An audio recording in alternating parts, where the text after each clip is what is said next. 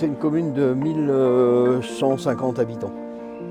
On avait un médecin qui était en place et qui est parti à la retraite il y a à peine 2 ans.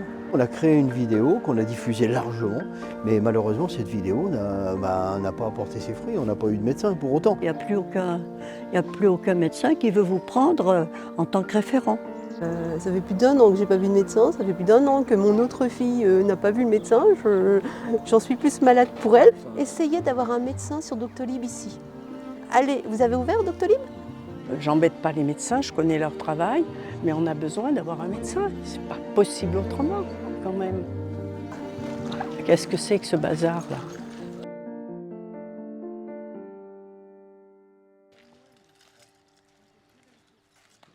Le point de départ, il est simple. Il est de se dire aujourd'hui, il n'y a pas d'accès aux soins. Il n'y a plus de médecins généralistes. On n'arrive plus à trouver des médecins qui veulent venir s'installer. Pourquoi ils ne veulent pas venir s'installer ? Ce n'est pas qu'ils n'aiment pas la campagne. C'est que pour eux, à des stades de leur vie, c'est un engagement extrêmement fort qu'on leur demande et ils ne sont pas forcément prêts à le faire. Ce qui leur fait peur, c'est de venir pendant 30 ans. Ce qu'on veut apporter, c'est une porte à laquelle frapper. C'est ça le soin.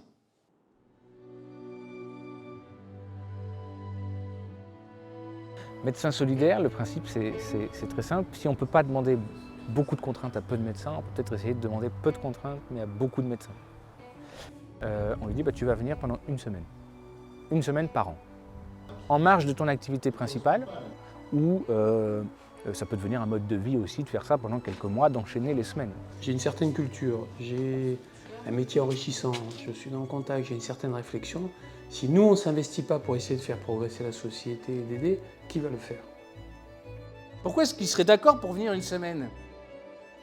Parce que ça les enthousiasme. Parce que cette question des déserts médicaux, ça les bouleverse. Pas tous, hein, je vous rassure. Il y a des médecins qui n'en ont absolument rien à faire. En ne faisant rien, il ne se passera rien. L'action, c'est la seule résolution. Et nous, citoyens, on n'est pas des responsables politiques, on n'a pas été élus, mais ce n'est pas pour ça qu'on n'a pas le droit de faire quelque chose. Je ne dis pas que c'est la solution qui va régler tout le problème, mais peut-être qu'en fait, la solution, elle est hyper simple. Il faut peut-être juste qu'on pense différemment. Peut-être juste qu'on inverse la vapeur.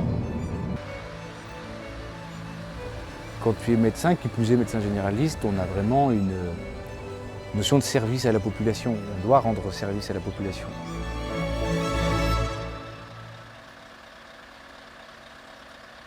La solution, elle est claire, il faut qu'il y ait des médecins qui viennent dans ces territoires.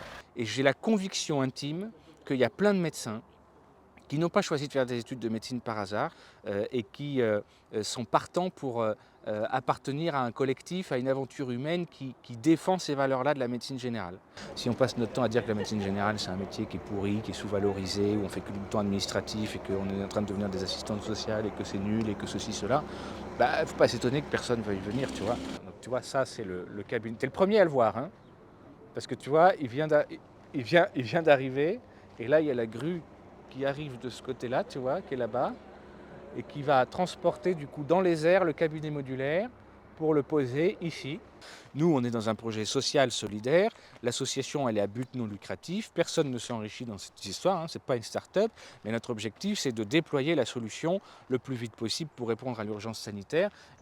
Est-ce que toi, c'est quelque chose qui, tu penses, pourrait te brancher, de participer à cette expérience ? Laetitia, bonjour. Ça va? Bah oui, ça y est, c'est l'arrivée. Outil de travail. J'étais avec mon fils, il me dit « Ah maman, regarde, il y a une maison ». Je dis « Oui, c'est là où elle va travailler, maman ».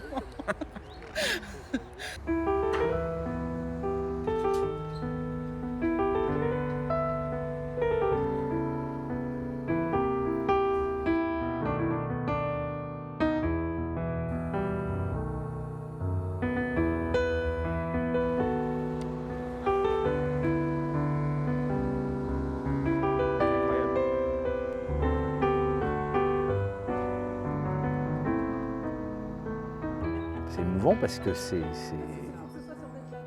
la concrétisation de mois de travail et puis d'un projet qui à la base était juste une idée un petit peu petit peu folle et là prend vie et puis c'est enthousiasmant quoi. Ça veut dire qu'on peut vraiment faire quelque chose. Oui, bon bah, très bien, on fait ça. On a des demandes.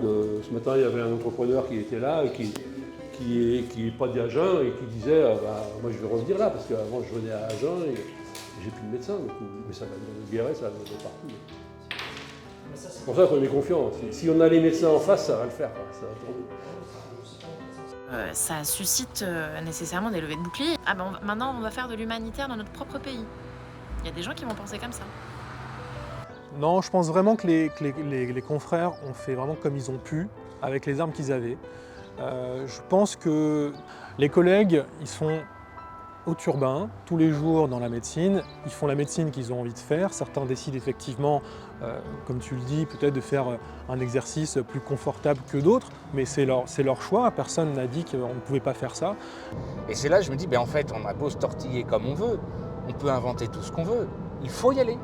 Il faut y aller. Il faut qu'on prenne notre stéthoscope, notre tensiomètre, il faut y aller. Et je pense qu'on est citoyen, médecin, on est acteur de notre pays. Si on constate qu'il y a un problème, qu'il y a une carence, qu'il y a un manque et qu'on a la possibilité d'y répondre, parce que c'est ça la différence entre nous et un citoyen qui n'est pas médecin, c'est que nous, on a le pouvoir de changer les choses. Centre de santé médecin solidaire. Bam Allez c'est énorme ça.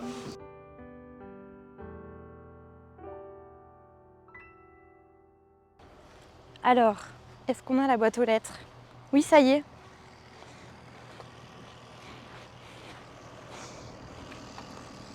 Il n'y a même pas marqué médecin solidaire. Oui, mais le commercial, ça fait depuis lundi que j'essaye de l'appeler et il ne me rappelle pas. Et on est mercredi et on ouvre notre centre lundi et on n'a pas de table d'examen et ça fait 3 jours qu'il ne me rappelle pas et que tout le monde me dit qu'il va me rappeler. J'ai besoin en fait d'avoir des réponses tout de suite parce que si je dois m'organiser différemment, il faut que je le sache immédiatement avant la fin de matinée. Bah, écoute, de toute façon, déjà, on a une solution, Pierre. Bah, au pire, c'est quand même hallucinant. Ouais. I. Oh, là, par contre, je sais pas. C'est un B. C'est un D, U, V. Sur le 10. On est très ému, en vérité, parce que on est à un point de départ. On a une très grosse ambition pour ce projet. Nous, l'idée, c'est d'apporter une vraie réponse à la lutte contre les déserts médicaux. Nous, ce qu'on veut, c'est que dans 5 ans, Médecins solidaires, ça fasse partie du paysage. C'est que Médecins solidaires, ça fasse partie du langage commun. C'est que ce soit normal, quand on est médecin généraliste, de faire sa semaine chez Médecins solidaires. Actuellement, combien il y a de médecins qui sont avec nous? Parce que c'est ça le sujet. C'est gentil de dire cabinet modulaire. Aujourd'hui, il y a 150 médecins qui sont intéressés par le projet. Il y a 22 médecins qui sont inscrits sur le planning. 22 médecins. Je vous garantis que c'est un travail considérable d'aller les chercher. On repasse là de toute façon, Gabriel. Je me dis que ce projet qu'on met en place, c'est quelque chose qui n'est pas dans l'air du temps. C'est-à-dire de jouer sur la solidarité et sur des gens en plus qui ont l'habitude d'être des libéraux, de travailler un peu dans leur coin. Je trouve que c'est un projet qui sort du commun. On ouvre peut-être la porte à un nouveau mode d'exercice. Peut-être aussi une façon de changer aussi sa vision peut-être classique du soin. Tu ne viens pas là pour faire du pognon. Tu viens là pour aider une commune, pour aider un territoire qui est en panne de médecins et qui a mis les moyens nécessaires pour t'aider. On vit dans une société, on accepte tous le « c'est la faute de ». Alors, parfois c'est la faute de l'État et exclusivement de l'État, mais j'entends aussi c'est la faute des médecins, pensez-vous. Ils refusent tout, ils n'acceptent rien, ils sont surpayés. Et voilà, c'est forcément la faute de quelqu'un. Sur ce projet-là, on ne raisonne pas en c'est la faute de qui, mais en qui peut apporter quoi. Voilà, donc c'est un peu utopique, je trouve que c'est un projet un peu utopique, mais raisonnablement utopique. Donc on sait qu'on ne va pas dans le mur en klaxonnant. Se dire, regardez, il y a un projet comme ça, porté par des médecins, peut en même temps susciter non seulement des vocations, l'envie de soigner, et se dire à nouveau, mais en fait c'est ça, c'est pour ça que j'ai fait médecine, c'est exactement pour ça.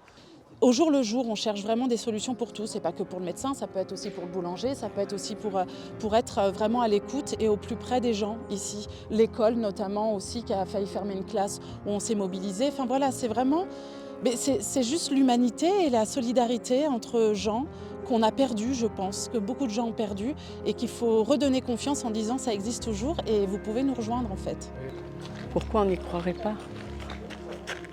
Quand même. Il n'y a pas que des tordus, il n'y a pas que des benets quand même. Vous ne croyez pas?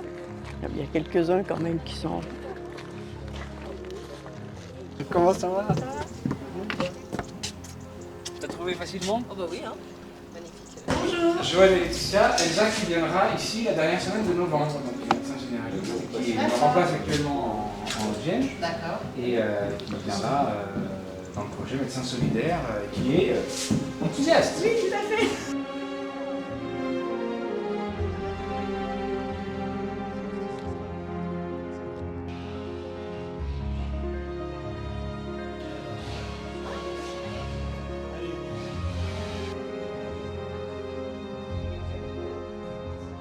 Tu sais, ce qui a fait aussi que la médecine générale et le médecin traitant est un peu en difficulté, c'est aussi dans les hôpitaux où la considération d'un médecin généraliste n'est pas à la hauteur.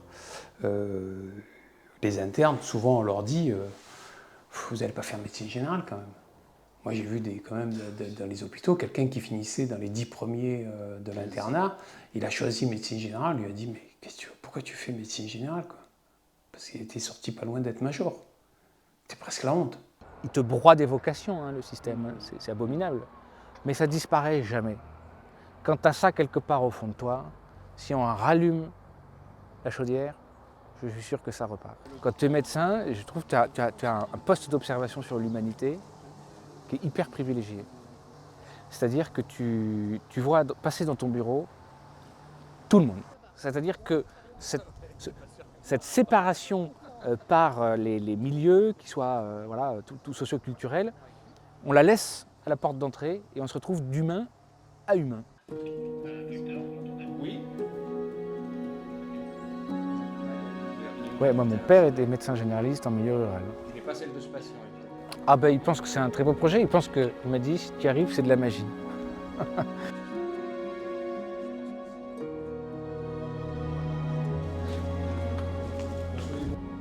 On ne laisse pas faire si on a moyen de changer les choses. Parce qu'on n'est pas moins citoyen que les responsables politiques qu'on a élus. C'est pas aux responsables politiques. D'ailleurs, ce projet-là, si c'est un responsable politique qui le lance, ça ne marche pas. Pourtant, et si c'est un médecin qui le lance, ça marche. Parce qu'on n'est pas tous sensibles au même discours. Moi, j'ai le mandat de pouvoir convoquer des médecins dans cette histoire. Le politique n'a pas ce mandat-là. On a tous un rôle différent dans la société. On a tous un rôle différent. Faire prendre la première semaine de janvier, qui était un petit peu une inquiétude, parce que je me suis dit, le 2 janvier, à Agen, les Agennois et Agennoises sont charmants, mais ne connaît pas le projet, on arrive à Agen le 2 janvier, il faut quand même en vouloir. On a plutôt peut-être envie de se dire printemps, été, voilà. Et ben si, elle a dit, d'accord, si ça vous rend service, bien sûr, je viens la première semaine de janvier. Bouge ton coq, c'est une association qui a été créée par deux frères et qui, comme son nom l'indique, est une association qui veut créer un mouvement. L'idée, c'est de développer des solutions pour remettre du lien dans la vie des villages. Il y a un problème de densité dans la ruralité et donc on a commencé par ça, par des épiceries associatives dans le monde rural. En fait, on trouve qu'on est dans une société où on manque beaucoup de bon sens et que le bon sens apparaît souvent dans les territoires quand on est face aux problématiques. Si ça marche quelque part, on peut le développer ailleurs et on peut l'amener ailleurs et donc essaimer du bon sens, des bonnes pratiques et des solutions ailleurs. C'est ça, Bouge ton coq, c'est très simple.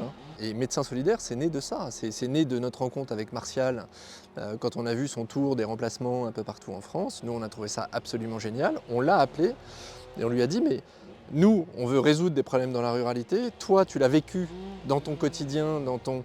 Ensemble, qu'est-ce qu'on peut faire comme innovation pour résoudre ce problème? Impact immédiat, c'est, voilà, aujourd'hui on ouvre un centre à Agen dans la Creuse.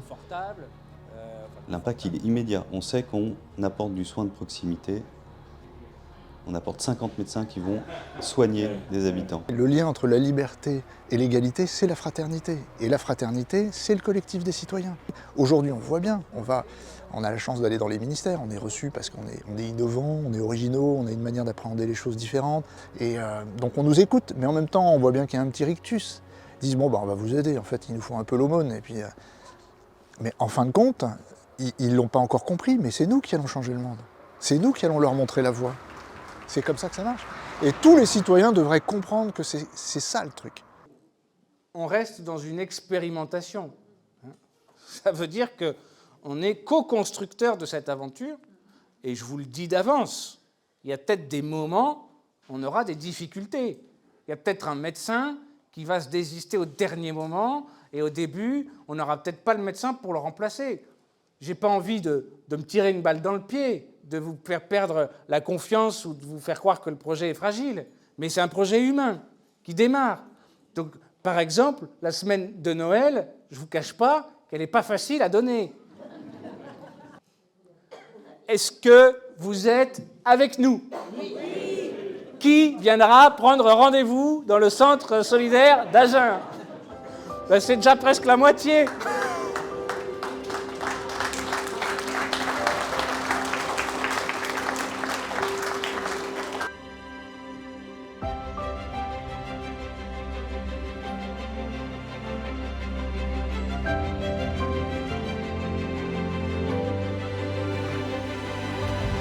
Cabinet médical d'Agen, bonjour.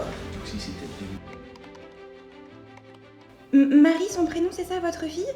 C'est-à-dire qu'en fait, ce que je me dis là, c'est que on fait exactement ce qu'il faut faire. On vous attendait comme le Messie, hein. Si je devais avoir une action pour être utile à l'intérêt général et dans ma partie, je ne vois pas ce que je peux faire de mieux, de plus utile que ça. C'est-à-dire que là, on redonne un accès aux soins à un village qui en avait besoin, avec des médecins qui sont volontaires pour venir. Enfin, c'est formidable. Ben, c'était ça, ou sinon elle arrivait fin novembre. Alors on s'est dit jaune ananas.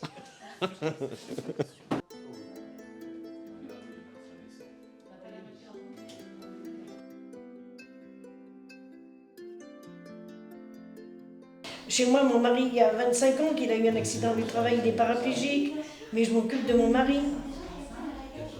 Et à mon mari, au domicile, je lui fais sa toilette, je vais lui chercher, il ne peut pas aller au cabinet, je prends le gant, je vais chercher ses matières, je fais un TR, ils appellent ça. Alors c'est ça que, moi ce matin, hier déjà je lui ai dit, j'ai dit demain matin, moi je m'en vais voir le cabinet médical. La médecine générale, c'est de la présence physique. La téléconsultation, elle fait quoi avec ça? Elle fait rien. Donc la médecine générale, ça ne peut pas être autre chose qu'une présence. C'est une présence. C'est l'évolution de la société, de la médecine. Ça tend à prouver qu'il y a d'autres possibilités que de trouver forcément des médecins qui s'installent en ruralité. C'est un soulagement d'avoir quelqu'un ici. Merci, bon courage. Bonne journée.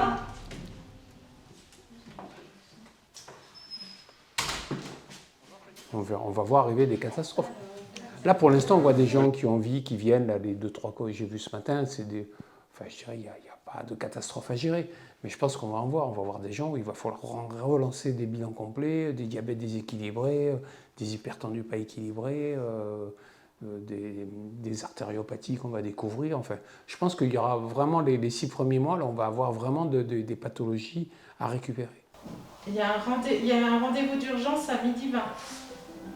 Une varicelle?